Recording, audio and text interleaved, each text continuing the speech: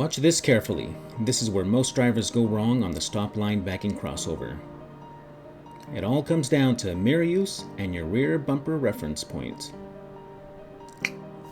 Alrighty, here we go. Doug has already entered the stop line backing crossover event. He is making sure that he is watching his left side mirrors to make sure that the left side of the bus ends up within 3 inches away from the white line or the yellow rope in a real rodeo.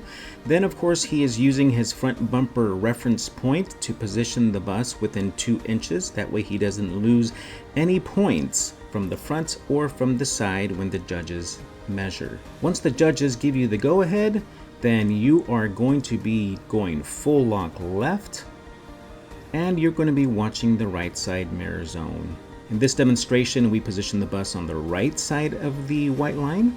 So you go full lock left, you watch the right side mirrors, you're looking for your right rear tire, and you're looking for your rear bumper reference mark. It is the right rear corner of the bus. When the right rear corner gets above the rope, the white line, that's when it's time to go full lock right. And for those of you that are curious, that was 10 feet before your rear tire got to the rope.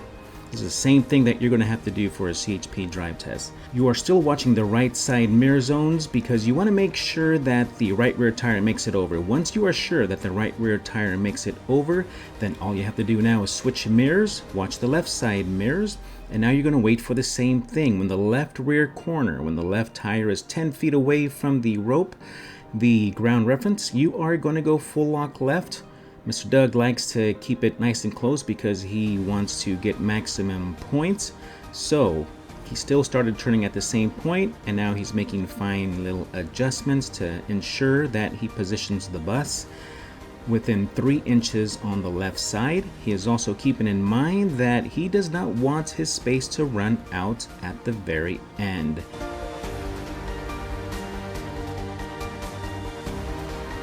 "120 feet of space for a 40-foot long bus.